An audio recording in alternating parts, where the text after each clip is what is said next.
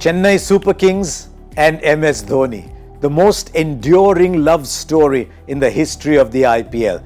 Much like with Rajinikanth, you look every year and say, is this the biggest hit? Is this the last hit? And inevitably there is one more. We saw it in 23, we saw it in 21. Every year we go up to MS Dhoni.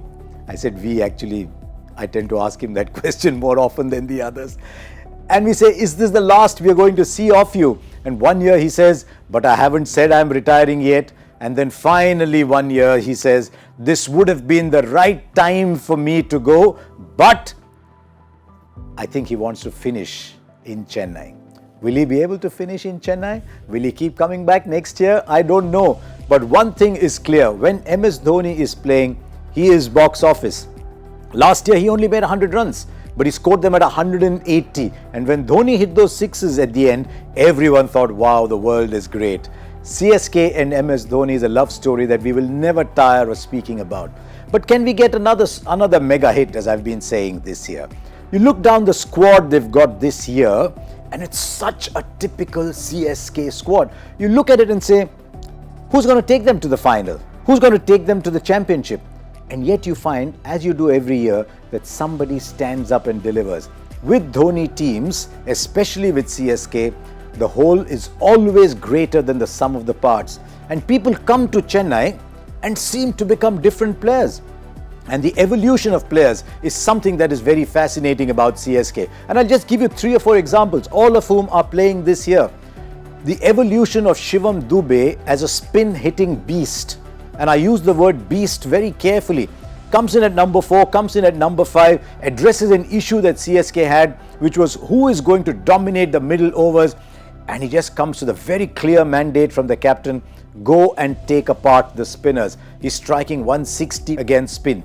The role is very clearly identified, and that is what enables him to go and play like that. Then Ajinkya Rahane. 125, 128 kind of player, 130 sometimes, very solid, comes into play for Chennai Super Kings last year, striking at 170. And I asked Ajinkya, I said, what happened? He said, MS Dhoni gave me a very, very clear brief. He said, this is your role. I'm not going to tell you how to play because you're experienced enough, clever enough to know. This is what I want from you. And thank you, said Ajinkya Rahane. He went and struck at 170, bought at base price, remember. Then look at 2 other players. Deepak Chahar comes to CSK. What a player he becomes. When he's playing for CSK, he's a different player. Shardul Thakur, away from CSK for a while, and you think, yeah, did he really deserve that much money? There's a lot of talk about him at KKR. When he plays for Chennai Super Kings, he's taking more wickets than anybody else. Suddenly, he's bustling in.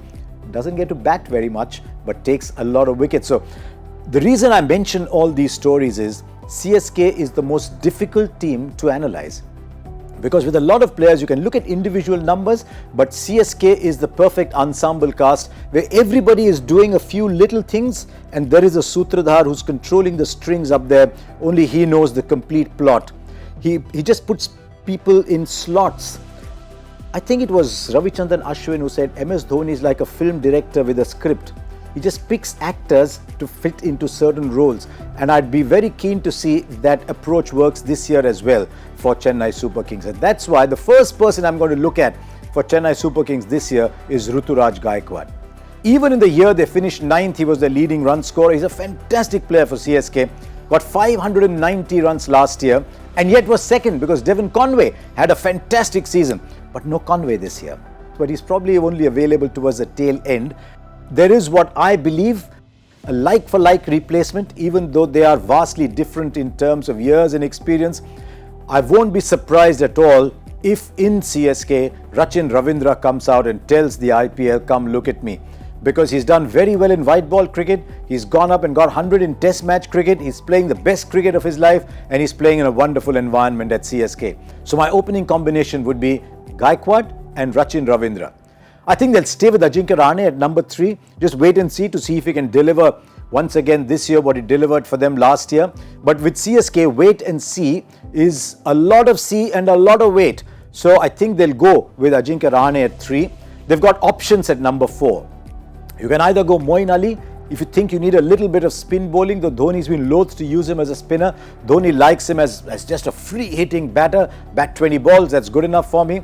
Or they might look at Daryl Mitchell. They've paid a lot of money for Daryl Mitchell. Once again, someone who can give you an over or two. Typical CSK thinking. So either Daryl Mitchell or Moeen Ali at number 4. Mitchell provides a right-handed support because otherwise they get 4 left-handers in the top 6, because then you've got Shivam Dube and Ravindra Jadeja. Now Jadeja, not just with bat, that dramatic finish last year. I'm standing at fine leg and the ball's coming at me and all I can see is Ravindra Jadeja going absolutely nuts, running all around the ground, hitting a 6 and a 4 to finish it off. But not just with the bat, he was excellent in the middle overs, and with Chennai playing 7 matches there and being able to get the surfaces they want, Ravindra Jadeja again becomes a key player. Now typically with Chennai Super Kings, they'll bat all the way down to 9 or 10. But from 6 thereafter, maybe you'd forgive me for saying a little iffy. Dhoni will probably come in at number 7. He's bulked up once again and is looking like he's going to hit the big shot.